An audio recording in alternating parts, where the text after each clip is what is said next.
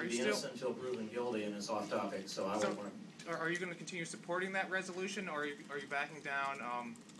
Any comments I intend there? to gather as many of the facts as I can and not address it further because of the constitutional protection that he has. But thanks for asking the question. Other questions?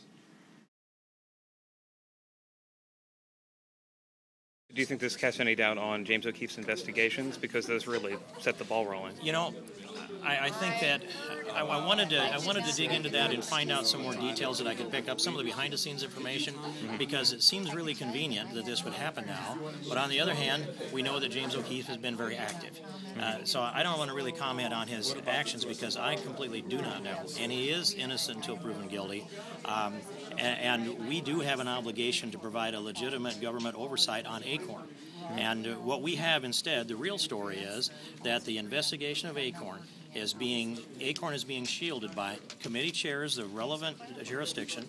I believe that the administration in the White House they have a message out there that causes the Department of Justice not to look in. I mean, they look to see who they wrote the checks to, but they didn't investigate any further than that. They have created almost a complete shield for Acorn. When you look at a legislative shield, Barney Frank, John Conyers, name your committee chair that refuses to investigate. Over in the Senate side, the same kind of configuration. The Department of Justice politicized in a lot of ways, and look at the new Black Panthers voter intimidation for a case in point of a politicized Department of Justice.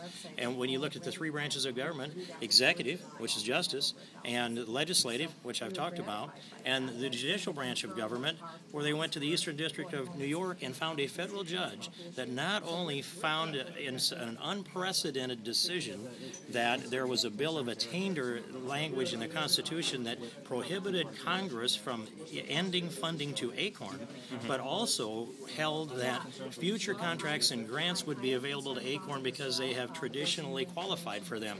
No one has a constitutional right to future contracts with the federal government, and no judge has a right to tell Congress that we can't unfund or that we have to continue funding any single entity, and I'd be happy enough to start unfunding a judge that would take that kind of a decision. I understand. In that context, are you disappointed about the allegations against James O'Keefe? I didn't really think about it. I read the story and I thought, well, that could change the equation.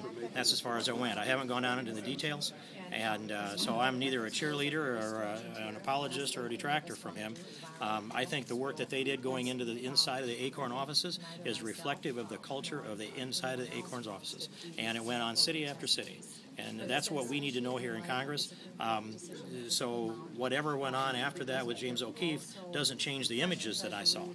And that's how I would look at it and how I'd like to leave it. I understand. King, Thank you. well, I'm just trying to figure this out.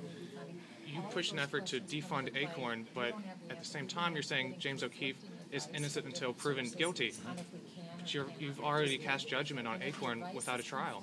We pass judgment all the time in the discretionary decisions that we make in the funding of Congress. That's our job. So we take the information we have and we couple that with our best judgment and we make a decision. And I've called for investigations of Acorn. Let's have the FBI investigate Acorn. Let's have the Department of Justice do so. Let's have legitimate investigations on the part of our relevant committees, being Judiciary, Financial Services among them, Ways and Means perhaps, and perhaps government reform. Let's go. That's all legitimate process. You don't see a double standard there by automatically saying that Acorn doesn't deserve money, but James O'Keefe is completely innocent until proven guilty. I've just said that he's been picked up, and the allegations are that he committed an act. Now he's innocent until proven guilty. What I said is Acorn needs to be investigated. We have something like 361 affiliated organizations with Acorn, and it appears that they have one central bank account through which they distribute their funds. I've gone down to 2609 Canal Street in New Orleans and stood in front of that building, and it's the most fortified building in the neighborhood. And there inside the window of a 501c3 corporation is a huge barn sign, we call them in my part of the country, that says Obama for President 08. Now there they are blatantly campaigning for president out of their national headquarters of a 501c3.